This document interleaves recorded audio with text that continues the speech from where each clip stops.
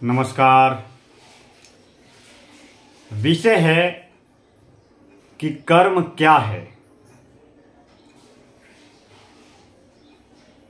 हम कर्म करेंगे तो फल मिलेगा। जैसा कर्म करेंगे वैसा हमें फल मिलेगा। कर्म की क्या क्या अवस्थाएं हैं और कर्म को लेकर विशेष रूप से संतों ने, विद्वानों ने अपनी क्या क्या राय रखी है, उस विषय में हम आज चिंतन करेंगे। विशेष रूप से पूरा संसार, पूरा जीवन कर्म पर आधारित है, यानी कि कर्म प्रधान जीवन है। हम बचपन से ये सुनते आए हैं कि कर्म करेंगे तो फल मिलेगा, फिर जैसा कर्म करेंगे वैसा फल मिलेगा। ग्रंथों में लिखा है कर्मण्येव अधिकारस्ते, कर्म करते रहे, फल की इच्छा ना करें, यानी कि निष्काम भाव से आप अपने कर्म के प्रति, आप अपने कर्तव्य के प्रति समर्पित रहे। अब कर्म जीवन की तमाम अवस्थाओं के अनुरूप अलग अलग है। एक बच्चा है, उसके लिए कर्म अलग है। एक विद्यार्थी है, उसके लिए कर्म अलग है। एक साधु, सन्यासी, सांसारिक, गृहस्थ, व्यापारी, बुजुर्ग, स्त्री, पुरुष, सबके लिए अपने अपने कर्म या कर्तव्य की अवस्थाएं अलग अलग है। अब कर्म तो प्रतिपल प्रतिक्षण घटित हो रहा है। हम बिना कर्म के तो रह ही नहीं सकते। हमें कौन सा कर्म करना है या कौन सा कर्म करना चाहिए या हमारा कौन सा दायित्व है, कौन सा कर्तव्य है, ये एक विषय अलग हो गया।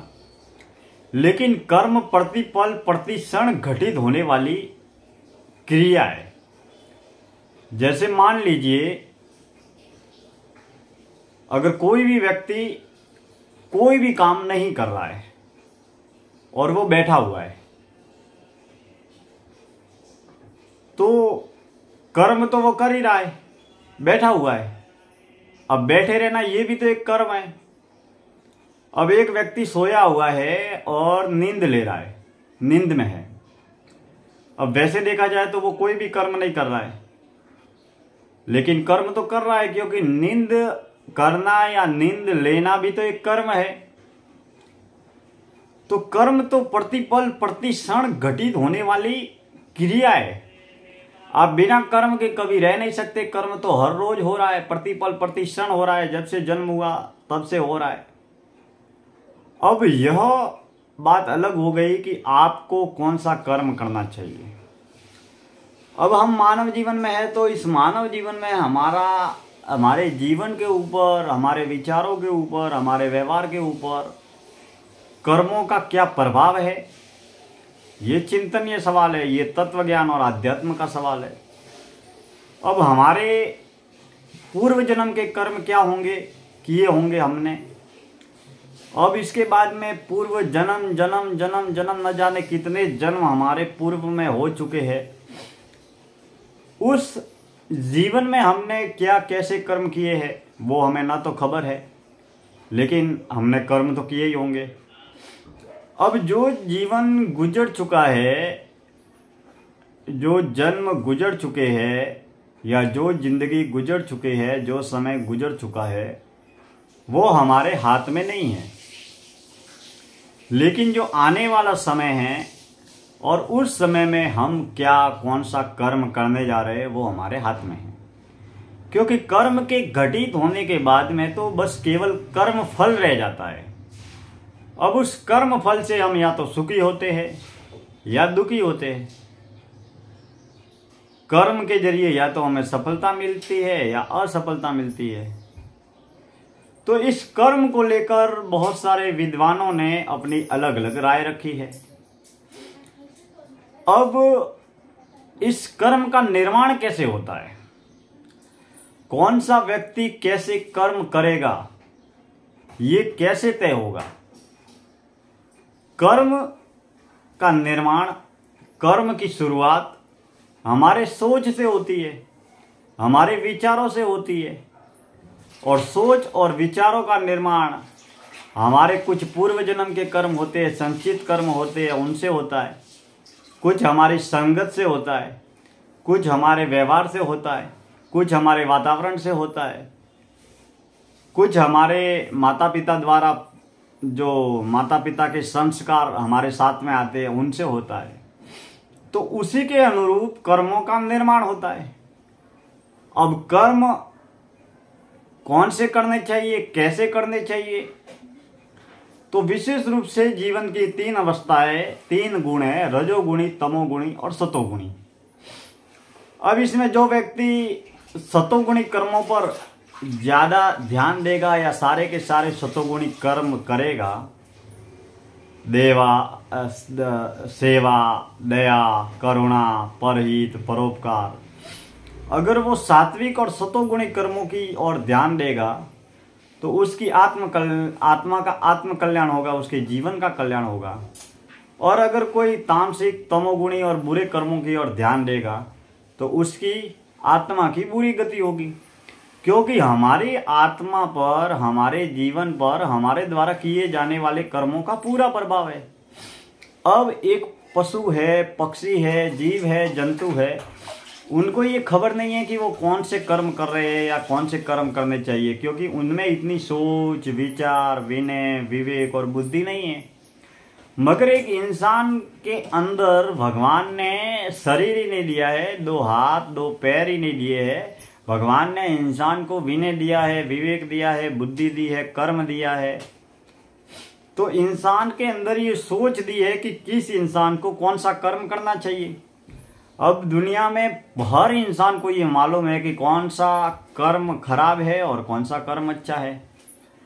जैसे मान लीजिए नशा करना एक बुरा कर्म है, लेकिन इनके बावजूद भी हर इंसान, हर व्यक्ति या हर युवा को ये खबर है कि नशा नहीं करना चाहिए, नशा स्वास्थ्य के लिए भी हानिकारक है। मांसाहार का सेवन नहीं करना चाहिए, क्योंकि मांसाहार के जरिए हम अन्य जीवों को दुख, दर्द, पीड़ा, कष्ट पहुंचाते हैं और उनकी जिंदगी का नाश करते हैं। हमें गलत राह पर नहीं जाना चाहिए, चोरी नहीं करनी चाहिए, झूठ नहीं बोलना चाहिए, इत्यादि तमाम तरह के बुरे कर्म हैं जो प्रति इंसान को मालूम है कि ये बुरे कर्म हैं, लेकिन इसके बावजूद भी वो बुरे कर्म करते हैं। अब कोई बुरा कर्म करने वाला व्यक्ति अगर बुरा कर्म करता है तो वो उसकी सोच, उसके विचारों पर फर्क पड़ता है। यानी कि जैसे ही जिसका अंतःकरण होगा, जैसी जिसकी वृत्ति होगी, उस वृत्ति में वो इंसान सदैव बढ़ता चला जाएगा। अगर किसी की सात्विक वृत्ति होगी तो वो सात्विक कर्म करेगा, अगर किसी की बुरी वृत्ति होगी या तमोगुणी वृत्ति होगी तो वो तमोगुणी कर्म करेगा। अगर किसी की सात्विक वृत्ति होगी तो उसके आसपास में तमोगुणी लोग रहेंगे, बुरे लोग रहेंगे, बुरे कर्म करने वाले रहेंगे, बुरा बोलने वाले रहेंगे। इसके बावजूद भी वो बुरे रास्ते पे नहीं चलेगा, क्योंकि उस इंसान की मूल वृत्ति सात्विक है, सतोगुणी है, तो वो सात्विक पथ पर चलेगा। अब बहुत सारे इंसान ऐसे होंगे जिसके आसपास में सारे सतोगुणी लोग होंगे, सज्जन लोग होंगे, दया, भला, करुणा करने वाले लोग होंगे, लेकिन उस इंसान की अगर वृत्ति ही बुरी है, उसका अंतःकरण ही बुरा है, तो वो तमोगुणी कर्मों की ओर भागता चला जाएगा। तो जिस इंसान की जैसी वृत्ति होती है वैसे ही उसके कर्मों का निर्माण होगा। अब हम हमारे अगर जीवन का कल्याण चाहते हैं, आत्मकल्याण चाहते हैं, तो हमें हमारे कर्मों पर सजगता बरतनी चाहिए। कर्मों को लेकर विशेष रूप से सतर्क, सजग रहना चाहिए। कर्मों के माध्यम से हमें सुबह से शाम तक ये चिंतन करना चाहिए कि मैं जो कर्म कर रहा हूँ उसके माध्यम से मैं किसी भी इंसान को अपनी वाणी, विचार, कर्म, कलम या अपनी सोच से या अपने कर्मों के माध्यम से धरती पर किसी भी जीव, जंतु, प्राणी या इंसान मात्र को प्रत्यक्ष या अप्रत्यक्ष रूप से दुख नहीं पहुंचा रहा हूं। हमारा धर्म यही कहता है कि हम किसी को दुख, दर्द, पीड़ा या कष्ट न देवे, जन कल्याण की भावना के साथ में हम आगे बढ़े। अब हमारे इस आत्मा पर यानी सूक्ष्म शरीर पर सबसे ज़्यादा अगर प्रभाव है तो वो कर्मों का है, क्योंकि हम जैसे कर्म करेंगे वैसा ही हमारे जीवन का निर्माण होगा। और ये पंच तत्वों का पुतला जो मानव शरीर है ये तो शमशान में जलकर राख हो जाएगा, लेकिन जो हमारी आत्मा जो अजर है, अमर है, वो आत्मा वैसी ही रहेगी जैसे कर्मों के माध्यम से हमने उसका निर्माण किया है। अब कर्म जैसा भी करेंगे, अच्छा कर्म करेंगे या बुरा कर्म करेंगे, कर्म तो यही पर रहेगा, लेकिन कर्म के दौरान जो फल है, कर्म फल है, वो हमारे साथ में चलेगा। और वो इस जन्म में नहीं तो आने वाले जन्म में हमें उसका भुगतान करना ही है, क्योंकि कर्म का फल हमको ही मिलने वाला है। कर्म जो जैसे करेंगे उसका भुगतान, उसका प्रायश्चित हमें ही मिलने वाला है। तो कर्म को लेकर हमारे संतों ने, हमारे ऋषियों ने, हमारे गुरु भगवंतों ने बहुत सारी व्याख्याएं भी की है, बहुत सारे ज्ञान की बातें भी बताई है। तो हमें जीवन में सबसे ज़्यादा अगर सात्विक कर्मों की ओर ध्यान देंगे, कर्मों की सजगता की ओर ध्यान देंगे, और कर्म को लेकर हम जितने होश में रहेंगे, सजगता से रहेंगे, और प्रतिपल प्रतिक्षण घटित होने वाले कर्म के माध्यम से अगर हम किसी को भी दुख, दर्द, पीड़ा, कष्ट नहीं पहुंचाएंगे, और जितना हम दया, प्रेम, सेवा, सहयोग, समर्पण, परहित, परोपकार के काम करेंगे, जितना हम स्वयं के जीवन को साधना में, भक्ति में, सेवा में लगाएंगे, उतना हमारी आत्मा, हमारी अंतःकरण पवित्र होता चला जाएगा। और जब सच्ची सेवा होगी, सच्ची साधना होगी, सेवा, भक्ति और साधना में जब आपका सच्चा समर्पण होगा, तो आपका अंतःकरण, आपका मन, आपकी बुद्धि, आपका दिल, आपका दिमाग स्वतः पवित्र होगा, सात्विक होगा। और उसके बाद में आपके अंतःकरण से राग, द्वेष, ईर्ष्या, जलन, नफरत, अहंकार हमेशा हमेशा के लिए खत्म हो जाएंगे। ये घटना वैसी ही होगी जैसे सुबह सूर्योदय उगता है तो पूरे संसार में कितना अंधेरा होता है, रात्रि का कितना अंधेरा, घनघोर अंधेरा होता है, लेकिन जैसे ही सूर्योदय होता है वैसे ही अंधकार का नाश हो जाता है।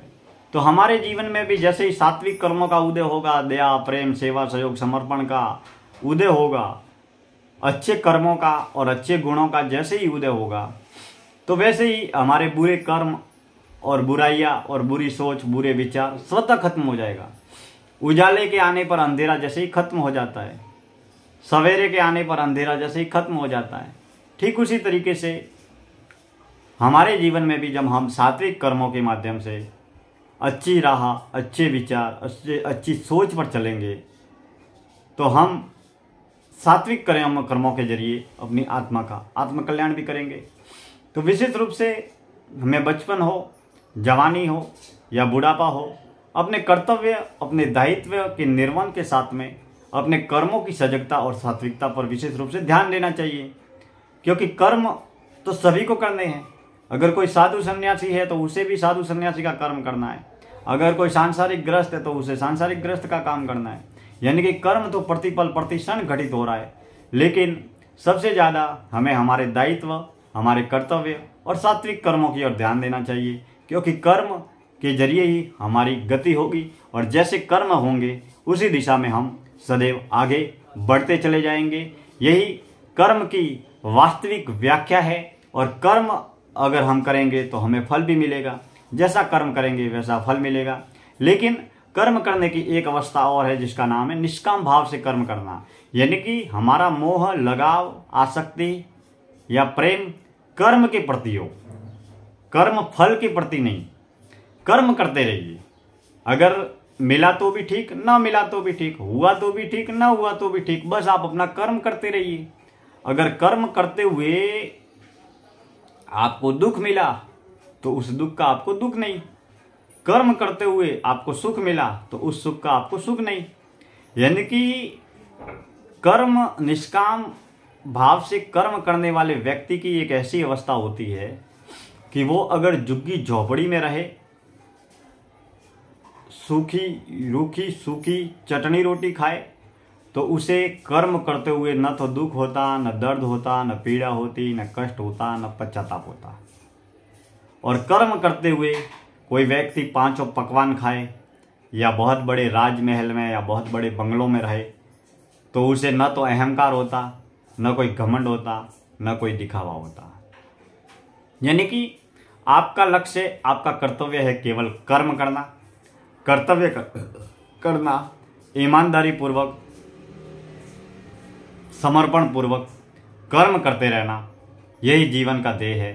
कर्म फल के प्रति आपकी कोई आसक्ति, कोई लगाव या कोई मोह नहीं होना चाहिए। और कर्म में विशेष रूप से अपनी आत्मा के आत्मकल्याण के लिए, जीवन के आत्मकल्याण के लिए ईमानदारी पूर्वक कर्म करना, सत्य पूर्वक कर्म करना, परिश्रम पूर्वक कर्म करना और सात्विक, सतोगुणी और अच्छे कर्म करते हुए हर सफलता हासिल करना। और कर्मों के माध्यम से धरती के किसी जीव, प्राणी या इंसान मात्र को दुखी न करना, ये अच्छे कर्मों के जरिए जीवन को अच्छी राह पर लेकर जाने का मुख्य माध्यम है। क्योंकि हमने पूर्व जन्म में और जन्म जन्म के संचित कर्मों में जैसे कर्म किए हैं, उसी कर्मों के अनुरूप हमारा ये जन्म हुआ है। और इस जीवन में, इस जन्म में हम जैसे कर्म करेंगे, उसी कर्मों के अनुरूप इस जन्म में और पूर्व जन्मों के अनुरूप हमारे आने वाले या अगले जन्म के कर्म का और अगले जन्म के जीवन का निर्माण होगा। तो जो कर्म, जो जीवन घट चुका है या जो जीवन गुजर चुका है वो गुजर चुका है, लेकिन जो जीवन आने वाला है या जो समय आने वाला है, उस जीवन में हम सदैव सात्विक कर्म करें और अच्छे कर्म करें।